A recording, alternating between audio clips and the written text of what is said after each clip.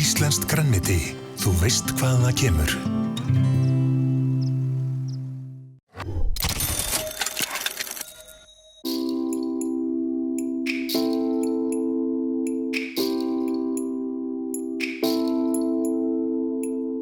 Við ætlum að grilla kótilettur, en ég bara hef ekki hugmynd hvernig ég á að elda þetta. Nei. Að grilla náttúrulega ákveðið listform, en það líka mjög einfalt. Sko, mikilvægast þegar maður byrjar að grilla að vera búinn að undirbúa sig með það sem maður þarf að nota. Nú ætla ég að steikja aðra kótilettuna svona eins og margir gera, með engri olíu og engu salt og pipar, ekki nógu heitt grill. Og það sem að gerist við það að steikin hún bara soðnar, eins og að steikja hakk á of lágum hita. Nú ætlum við að taka þessa. Hvað ertu með þarna? Ég er með grillolíu frá Kai-Pi.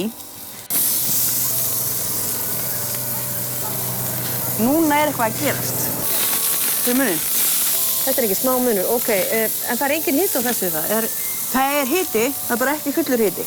Nú þetta hérna, sérðu, þetta er bara svona... Já, nei, þetta er ekki gott. Þetta er ekki gyrðilegt kjöt. En hvað með salt og pipar? Er það eitthvað sem að... Mjög gott að vera búin eins og með hamborgara. Setjum maður bara fyrirfram og kótilettur. Svo setjum við smá olíu. Og er allt í lagi þó olían farið svona í grillið og... Já. Það gefur bara meira bragð. Og nú sjáum við hvernig þessi hérna sem er með engri ást.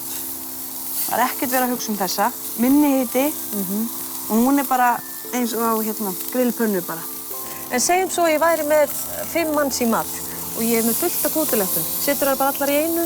Já, setur það bara allar í einu. Það medium rare hérna, þá er þetta svona mjúkt, en samt smá stund. Svo er þetta aðeins harðara, medium.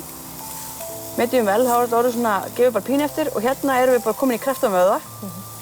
Þannig alveg stinnur. Hvernig erum við þá núna? Já, ég myndi segja að þetta væri svona medium vel. Og er allt í lagi að pota bara svona í kjötið? Já, ég sé ekki hvað þetta er. Nei, það er bara besta mál. Myndirðu bera þetta fram? Myndirðu bjóða fólki upp á þetta? Aldrei. Þetta er hráfitan hérna. Já. Það er ekkert skemmtilegt þetta. Hvað er að bera fram með þessu? Fyrir mér er grillaða kótilettur. Það er bara kartöflusalat og dós og einhver grillsósa og kannski smá salat. Helst plastnjöpur og upp í sveit. Það er stemmingin. Þessi lítur mjög illa út. Nú eru það rauninni bara tilbúnar. Og svo er náttúrulega steikaráð númer 1, 2 og 3. Já. Það er að við ætlum ekkert að skera í þær alveg strax. Við sjáum strax hráa fitu. Það verður ekki gott að borða þetta. Ef að smakka þetta? Já, smakka. Þetta er frekar stamt undir tönn. Þetta er ekki gott. Það er ekkert bragð af þessu.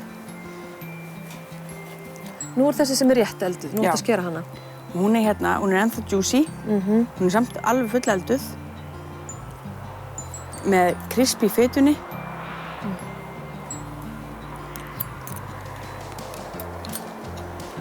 Já, þetta er allt annað.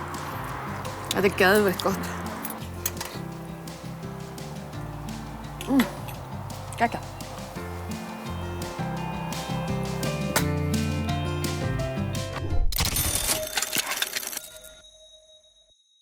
Smellugas Ólís fyrir grillið, útileguna og heimilið. Ólís, vinur við veginn.